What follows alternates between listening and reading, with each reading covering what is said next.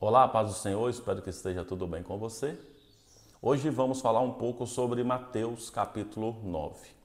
Neste capítulo, nós temos a sequência da autoridade de Jesus nas ações milagrosas, que já havia iniciado as demonstrações a partir do capítulo 8 e o capítulo 9 vai confirmar também a autoridade de Jesus nas ações milagrosas. É tanto que a primeira mensagem deste capítulo é sobre a cura de um paralítico, lá na cidade de Cafarnaum.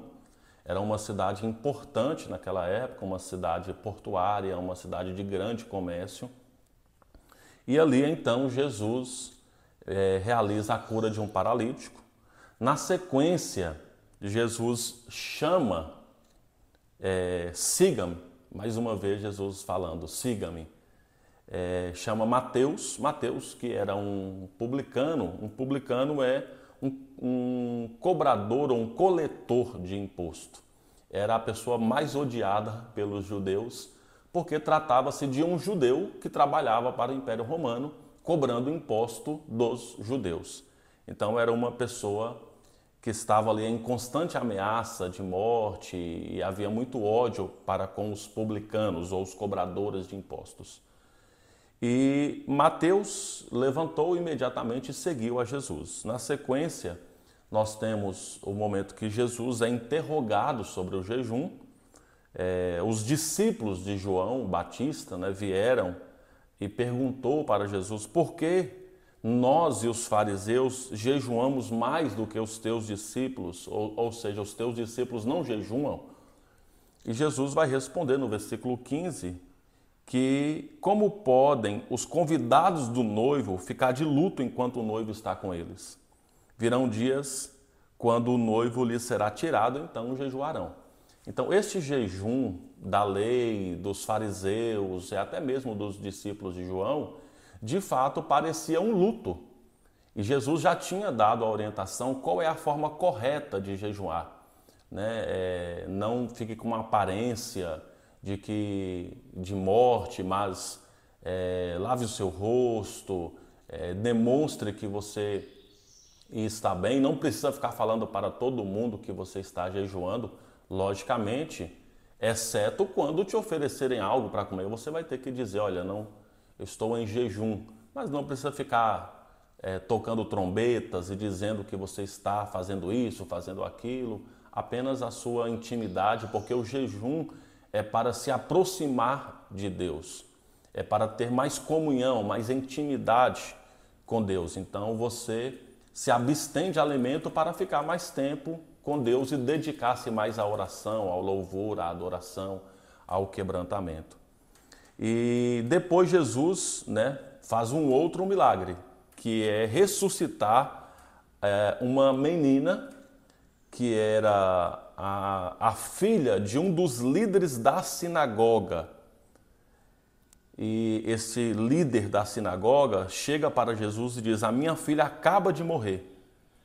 E Jesus, enquanto está indo ao encontro desta menina, ele faz outra cura, que é a cura de uma mulher que tinha uma hemorragia e vinha sofrendo há muitos anos, e ela toca na borda do manto de Jesus, porque ela mesma dizia isso consigo, se eu apenas tocar no seu manto eu serei curada, e de fato ela é curada, e Jesus diz para aquela mulher, tenha coragem, filha, a sua fé curou você, e segue então lá para a casa do líder da sinagoga, ou seja, uma pessoa importante, influente naquela época, para ressuscitar aquela menina.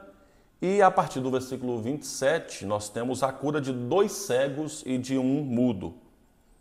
E o capítulo 9 encerra falando sobre poucos são os trabalhadores, há muito trabalho a ser feito, mas são poucos os trabalhadores. Quais os destaques que eu faço aqui? Vou fazer 2 destaques aqui nesse capítulo 9. Os milagres, tanto do capítulo 8 quanto do capítulo 9, eles são uma parte da revelação da glória de Deus. Deus continua se revelando por meio de milagres até hoje, para, de fato, demonstrar que Jesus Cristo é Deus. Então, os milagres é uma parte da revelação para mostrar a glória de Deus e para que a glória de Deus seja manifestada entre os homens. E também eles apontam o que virá, ou seja, a glória futura, a glória perfeita. Porque um dia Jesus voltará e aí não haverá mais morte, mais choro, mais doença, mais enfermidade. Até mesmo porque uma pessoa que é curada de uma enfermidade ou até ressuscitada, no caso desta menina, depois de alguns anos vai morrer nesta terra novamente. Mas quem estiver em Cristo vai ter a vida eterna, ou seja, a cura eterna. Então, os milagres apontam para a glória perfeita. E o último destaque que eu faço aqui é sobre os últimos versículos do capítulo 9, que falam sobre a plena atividade de Jesus. E quem é seguidor de Jesus, quem é discípulo de Jesus, deve se ocupar disso. Você está ocupando a sua vida com o quê? O que está tomando o seu tempo? Então, pense muito sobre isso. Porque quem segue a Jesus deve ser um trabalhador. E a seara é grande, mas são poucos os trabalhadores. Então, se nós seguimos a Jesus, nós precisamos nos ocupar também no servir a Deus, servir a Cristo, aonde nós estamos inseridos, na nossa família, no trabalho, na igreja, na cidade aonde estamos, sempre trabalhando, porque há muita coisa para se fazer na obra de Deus, não para a nossa glória, mas para a glória de Deus.